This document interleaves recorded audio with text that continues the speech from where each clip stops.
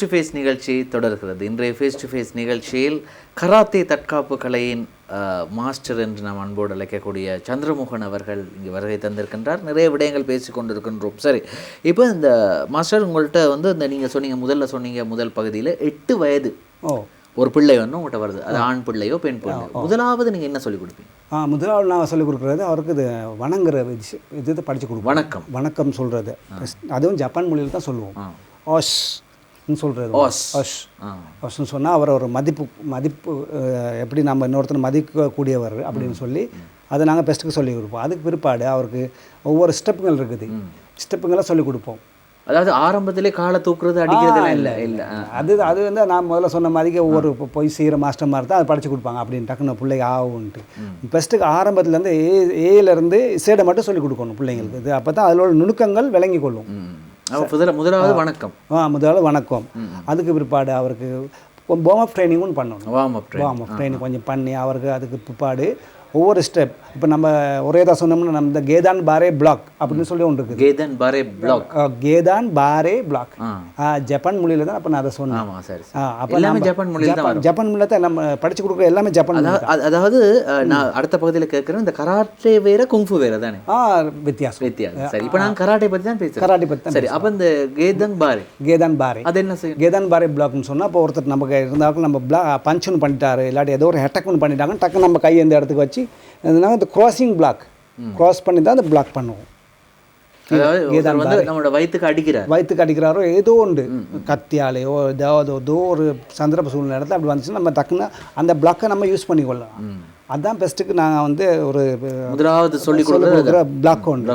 அடிக்கிறதுக்கு இல்லை, கண் பாதுகாப்பு, தன்னை பாதுகாக்கிறது. அது பிளாக் சிஸ்டத்தில் இருக்குது.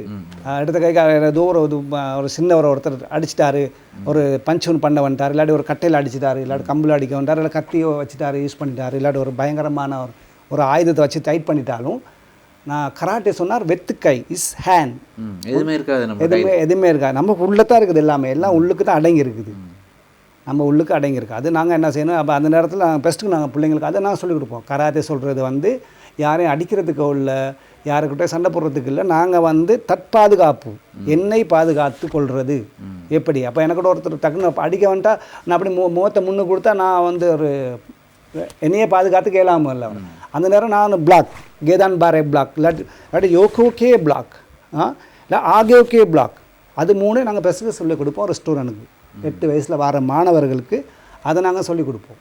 அது ஜப்பான் மொழியில் சொல்லிக் கொடுப்போம். அது டக்குன்னு அவரை ஈஸியாக பிடிச்சி கொள்ளலாம். சரி, அப்போ அந்த ஃபஸ்ட்டு அதை சொல்லி கொடுத்த உடனே அவங்களுக்கு வந்து இப்போ ரைட் அவங்க வீட்டில் போயிட்டு இதை இல்லாட்டி கிளாஸில் போயிட்டு அவன் ஃப்ரெண்டுகிட்ட இதை காட்டணும்னு நினைப்பார், தான் படிச்சிருக்காரு. கட்டாயம் அது அப்படி ஒரு அவரை சரியாக இப்போ ஆரம்பத்தில் படித்த கைக்கு நான் இருந்தாலும் அப்படி தான். ஆரம்பத்தில் படித்த கை அதை காட்டணும். சும்மா அப்படி கட்ஸில் போகிறது, அப்படியே நான் கராட்டி படிச்சிருக்கிறேன், என்ன கராட்டி தெரியும். ஒரு ஸ்டேஷனில் போய்ட்டு நாங்கள் சும்மா இருக்கக்குள்ளே பிளாக் பண்ணுவோம், சும்மா டைம் இருக்கக்குள்ளே பிளாக் பண்ணுவோம். சரி சொல்லி கொடுத்துருக்க படிச்சுக்கணும். அந்த நாங்கள் எங்களுக்குள்ளேயே அதை உருவாக்கி எடுப்போம். அது நாங்கள் உருவாக்கின்னு சொன்னால் இப்போ நம்ம ஒரு கடவுளை வணங்கினாலும் நம்ம கடவுள்கிட்ட இருந்து ஆறாசக்தியை தான் பெற்றுக்கொள்வோம். கோயிலெல்லாம் சாமி இல்லை, கோயிலில் சாமியில் ஆறாசக்தி தான் இருக்குது. அந்த ஆறாசக்தியை பெற்றி கொள்றதுக்கு அதான் பாருங்கள், நம்ம பெரிய பெரிய கோயிலுங்களுக்கு போனால் நம்ம ஆடையெல்லாம் கழட்டிட்டு தான் உள்ளுக்கு போக சொல்லுவாங்க. மூலஸ்தானத்துக்கு போக சொன்னால் ஆடையை கழட்டிட்டு தான் போகணும். அப்போ நம்ம அந்த ஆறாசக்தி நமக்கு ஏற்றுக்கொள்ளலாம். அந்த அதாவது நீங்கள் சொல்கிறீங்க சட்டையோடு போனால் ஏற்றுக்கொள்ள முடியாதுன்னு சொன்னால் அது பவர் இருக்காது கோயிலுக்குள்ளே. அதனால தான் நல்லூர் கோயிலுக்கு போனாலும் எல்லாம் சேட்டெலாம் கழட்டிட்டு உள்ளுக்கு போக சொல்கிற காரணம் அந்த ஆறாசக்தியை பெற்றுக்கொள்கிறதுக்கு. சில பேர்த்துக்கு அது தெரியாது. அந்த மாதிரிக்க நாங்கள் அந்த கராட்டி படித்த கைக்கு அவர் ஒரு ஆரோக்கியம் ஒன்று வந்துடும். அவர் சின்னவன் சும்மா இருக்க மாட்டான். சின்ன வயசு தான் தெரியாது, வயசு கராட்டி பிளாக் பண்ணுவான், பஞ்சா சத்தம் போடுவான். அவர் ஒரு சும்மா ஒரு கலையாக அவருக்கு ஒரு உருவாகி வரும். சரி, அப்போ ரைட். அப்போ இப்போ வந்து நீங்கள் பார்த்தீங்கன்னா நாடு ரொம்ப மோசமாக இருக்குது, உலகமும் ரொம்ப மோசமாக இருக்குது. பெண் பிள்ளைகள் தங்களை பாதுகாத்துக் கொள்வது மிக கஷ்டமாக இருக்குது. இப்போ ஒரு கிளாஸ் போகிறதுக்கு கூட அப்பா போக வேண்டியிருக்குது, அப்பாவுக்கு வேலை போக முடியாது, அம்மாவுக்கு போக முடியாது, வீட்டில் யாரும் இல்லை, அம்மாவுக்கு முடியாதுன்னு வைங்களேன், அண்ணன் தம்பி சகோதரங்களை அனுப்பவும் முடியாது. இப்போ அந்த பிள்ளை தனியாக போகிறான், கிளாஸுக்கு தனியாக போகிறான். இப்போ உலகம் போகிற போக்கில் வந்து பெண் பிள்ளைகள் மட்டும் இல்லை, பசங்களுக்கு கூட பாதுகாப்பு குறைவு. கட்டாயம். இப்போ அவங்க வந்து கண்டிப்பாக இதை தெரிந்திருக்க வேண்டிய ஒரு கலை என்ன? நிச்சயமாக நல்ல ஒரு கேள்வி ஒன்று இது. இந்த கேள்வியெல்லாம் என்கிட்ட யாரும் கேட்டதில்லை. இப்போ நீங்கள் நான் இந்த கிளாஸில் கூட இந்த ஸ்டூடெண்ட் கூட கேட்டில்லை, ஃபேர்னஸ் மார்க் கூட கேட்டில்லை. நிச்சயமாக நல்ல கேள்வி உண்டு. பிள்ளை ஒன்று தனியாக நடந்து நம்ம இந்த மாதிரி ஸ்டார் டிவியில் வச்சு சொன்னால் அது நிறைய பேர் பார்ப்பாங்க. அது நல்ல அருமையான கேள்வி உண்டு. என்னென்னு கேட்டால் இன்றைக்கி உள்ள சமுதாயத்தில் வர்ற பிள்ளைங்க உலகத்தில் எடுத்துக்கிட்டாலும் ஒரு இதில் எடுத்துக்கிட்டாலும் சாதாரண ஒரு சின்ன வயசு 7 வயசு 8 வயசு மட்டும் அம்மா அப்பா மொண்டிசோரி கொண்டு போடுவாங்க. மொண்டிசோரியில் கலர்ஸ் எல்லாம் பிடிக்கிறதுக்கு பென்சிலை பிடிச்சி கலர் சொல்லிக் கொடுப்பாங்க. இந்த கலர்னு பென்சிலை பிடிக்கிறது எப்படின்ட்டு பிள்ளைங்களுக்கு சொல்லிக் கொடுப்பாங்க. அடுத்து என்னென்னு கேட்டால் இப்போ நம்ம வளர்ந்து வந்தக்கே ஒரு ஸ்கூலுக்கு போட்ட கைக்கு ஸ்கூலில் நிறைய மாணவர்மார் இருப்பாங்க. ஒவ்வொரு மாணவர்மார் இருப்பாங்க, ஒவ்வொரு வித்தியாசமானவங்க இருப்பாங்க, ஒரு சும்மா நோஞ்ச மாதிரி பொடிய மாதிரி இருப்பாங்க. அந்த மாதிரி நிறையா பிள்ளைங்களோட போட்ட கைக்கு ஸ்கூலுக்கு போடுற காரணம் அதான். பிள்ளைங்க இன்னொரு பிள்ளையோட சேர்ந்த கை அவன் ஆக்டிவிட் ஆகி வெளியில் வருவார். ஸ்கூலில் ஒரு நம்ம எந்த ஸ்கூலுக்கு எடுத்துட்டாலும் மொண்டிசூர்லேருந்து போட்டுட்டு அதுக்கு பிற்பாடு போடுவீங்க ஸ்கூலுக்கு போட்ட கைக்கு அந்த பொடியை உருவாகி வந்தது கட்டாயம் ஒரு ஸ்போர்ட்ஸ்க்கு போடணும். அது ஏதாவது ஒரு ஸ்போர்ட்ஸ் ஏதாவது ஒரு ஸ்போர்ட்ஸுக்கு போட்டோன்னா நமக்கு மெயின் கராட்டே ஸ்போர்ட்ஸ்க்கு போட்டால் அவருக்கு இண்டிவிஜுவல் இது தனியாக படிக்கிறது, மற்றது வந்து குரூப் கிளாஸஸ் இருக்குது. இது வந்து கராட்டே வந்து தனியாக இண்டிவிஜுவல். அது எனக்கு தேவையான மட்டும் தான். குரூப்பாக இருந்தாலும் எல்லாத்தையும் வச்சு படித்து கொடுக்க அவருக்கு தனியாக ஒரு உருவாக்கி வந்துடுவார் வெளியில். அந்த மாதிரி அவருக்கு பாதுகாப்பு கராட்டே கிளாஸுக்கு ஒரு போனோம்னா அவருக்கு ஆட்டோமேட்டிக்காக அந்த பாதுகாப்பு அவளே உருவாகி தலையில் எடுத்துக்கொள்வார். இந்த நம்ம எப்படியாப்பட்டவர், நான் வந்து எதையுமே என்னை பாதுகாத்துக்கொள்ள எனக்கு முடியும், எனக்கு கராட்டே கலை தெரியும் அப்படின்னா அவர் மைண்டில் செட் ஆயிடும். அது ஒழுங்காக படிக்கணும், ஒழுங்கான ஒரு குருக்கிட்ட போகணும். சில குருமார் வந்து சும்மா சல்லிக்காவை சும்மா அப்படி இப்படி படித்து கொடுத்து ரைட்டு வா வந்தாய் நல்லோம் வரி வந்தாய் நம்ம ஒந்தர கரணோயா அப்படின்னு தலைவர் அவருக்கு வந்து அந்த கிளாஸில் கிளாஸ் ஃபீஸ் எடுக்கிறதுக்காக அப்படி படித்து கொடுப்பாங்க. ஆனால் அப்படி செய்யக்கூடாது. அதனால் எந்த மகனும் நான் ஒரே பார்வை தான் பார்க்கணும். நமக்கு இரு கண்ணிலையும் ஒரே பார்வையாக இருக்கணும், 2 பார்வை இருக்கக்கூடாது. அப்போ நம்ம படிக்கிற பிள்ளைங்களுக்கு நாங்கள் அந்த மாதிரி தான் பார்க்கணும். அப்போ அந்த நாங்கள் படித்து கொடுத்துட்டாலும் ஒழுங்காக படித்து கொடுத்தா அந்த புள்ள வந்து ஒரு நேரம் நம்மளை எங்கே கண்டாலும் பவ் பண்ணும். ஃபஸ்ட் நம்ம ஆரம்பத்தில் சொல்லி கொடுக்குறத அதை பவ் பண்ணும். அப்போ நமக்கு ஒரு எனக்கிட்ட படித்த ஸ்டூடெண்ட் அப்படின்னு உங்களுக்கும் ஒரு பெருமை. அந்த பிள்ளையோ அதாவது மாணவனோ அவங்களுக்கு ஒரு நம்பிக்கை. என்னென்னு கேட்டால் நம்ம இந்த கராத்தே கலையெல்லாம் அந்த காலத்தில் உருவாகுனது வந்து சித்தர் மார்ங்கிட்ட இருந்தான். சித்தர் மார்க் ஒவ்வொரு சித்தர் மார்க் இப்போயும் சித்தர் மார்க் இருக்கிறாங்க. நானும் சித்தர் நிறையா படிச்சிருக்கிறேன். நான் யோகா படிச்சிருக்கிறேன், நிறைய விஷயங்கள் நிறையா சித்தர் மார்க் நான் படிச்சிருக்கேன். சித்தர் மார்க் எங்கே இருக்கிறாங்க? சித்தர் நாங்கள் பார்க்க போகிறோம். சித்தர் மார்க் நேரடியாக பார்க்கலாம். ஒழுங்கான சித்தர் மார்லாம் நான் சித்தர்னு சொல்லவே மாட்டாங்க, பேச மாட்டாங்க. அவங்க நிறையா காட்டுங்களுக்கு தான் இருப்பாங்க. நீங்கள் சந்திச்ச ஒருத்தர் சொல்ல இயலுமே? நான் சித்தர்கிட்ட படித்த குருக்கிட்ட நான் படிச்சிருக்கேன். நான் இப்போ பார்த்தா நான் இந்தியாவில் சிசி சிவசங்கர்ஜி அவர் நான் படிச்சிருக்கேன். அவர் ஸ்ரீலங்கா நம்ம ஸ்ட்ரீட்டில் நிறைய அவர் கிளாஸஸ் இருக்குது. அவர்கிட்ட நாங்கள் ஸ்ரீலங்காவுக்கு வந்து அவர் கட்டாயம் நல்லா எங்களுக்கும் நான் படித்து கொடுத்துருக்குறாரு. வாழும் கலை ஸ்ரீ ரவிசங்கர் குருஜி அவர் எங்களுக்கு படித்து கொடுக்க வாழும் கலை. அப்போ அவர்கிட்ட நான் படிச்சிருக்கிறேன், அந்த கலையும் எனக்கு தெரியும். அப்போ அந்த மாதிரி நிறையா கற்றுக்கொண்டிருக்கிறோம். அந்த மாதிரி இன்னைக்கு உள்ள சிச்சுவேஷன் நாங்கள் அந்த இதில் விட்டுட்டோம் மாஸ்டர். இப்போ நாங்கள் ஒரு பிள்ளை வந்து கிளாஸ் போயிட்டு வருது, பின்னாடி வந்து ஒருத்தர் வந்து பொத்துறாங்க, அந்த பிள்ளையை போய் தூக்கிட்டு போகிறோம். அப்போ என்ன யூஸ் பண்ணலாம்? அப்போ நாங்கள் வந்து எங்கள்கிட்ட இருக்குது பிளாக்ல வந்து காட்டாஸ்ன்னு சொல்லி ஒன்று, காட்டாஸ் அதுக்குள்ளே தான் எல்லாம் அடங்கி இருக்குது.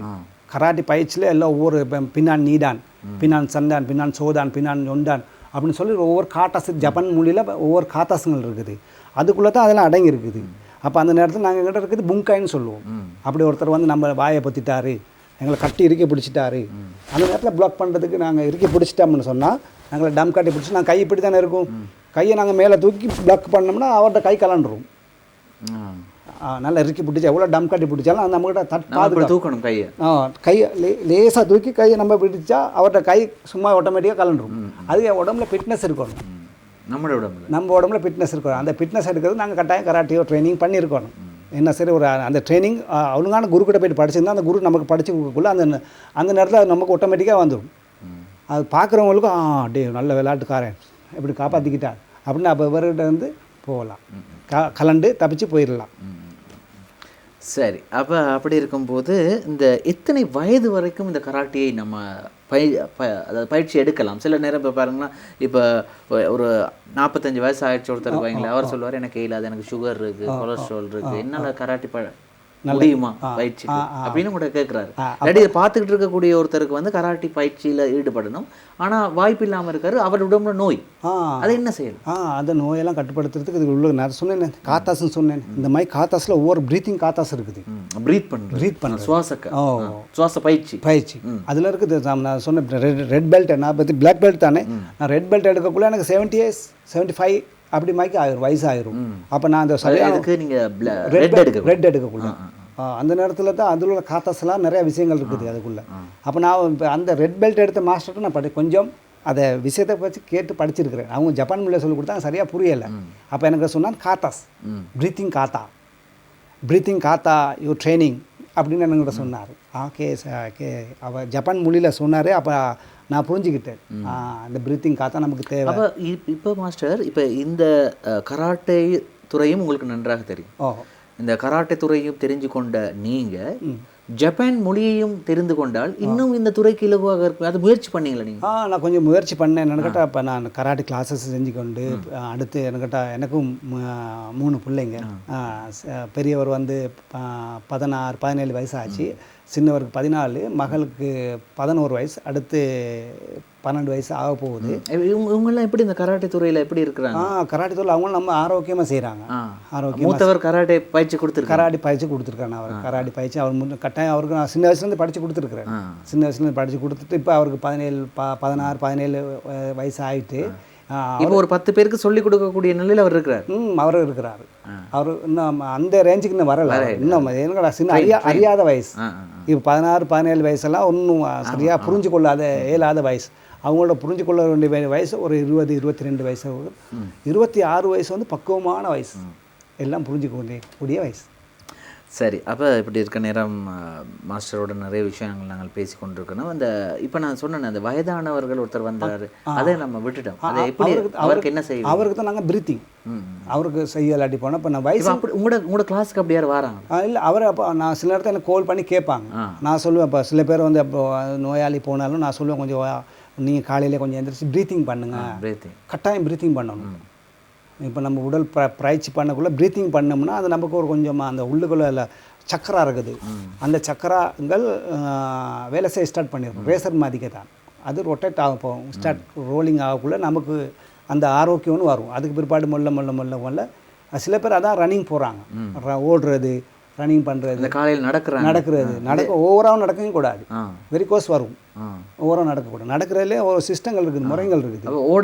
ஓட அது எல்லாத்துலேயும் முறைகள். ஒருத்தர் கோச் இல்லாமல் நம்ம எதையும் செய்ய போகக்கூடாது, ஸ்போர்ட்ஸ் செய்ய போகக்கூடாது. கோச்சுக்கிட்ட ஒரு அட்வைஸ் கேட்டுக்கொண்டு செய்கிறது பெட்டர்.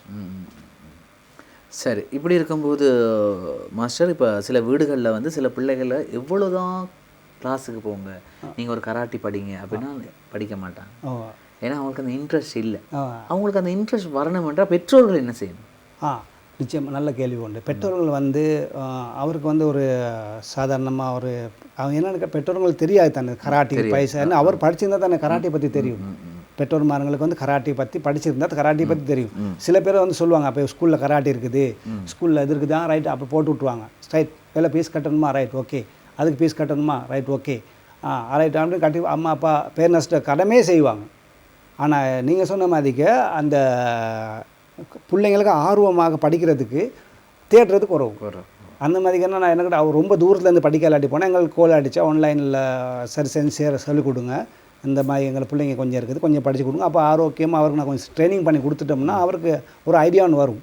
ஒரு 1 hour ரொம்ப செய்ய தேவை, ஒரு hour செஞ்சாங்கன்னா அவங்களுக்கு ஒரு ரைட் இது நல்லோ அப்படிங்கிற தோணுச்சுன்னா நம்மளை கான்டாக்ட் பண்ணி கொள்ளலாம். சரி, அதுக்கான விஷயங்கள் மாஸ்டர் எப்படி தொடர்பு கொள்ள வேண்டும் அப்படிங்கிறத வந்து எங்களுடைய திரையில் வந்து நாங்கள் வந்து உங்களுக்கு காட்டியிருக்கிறோம்.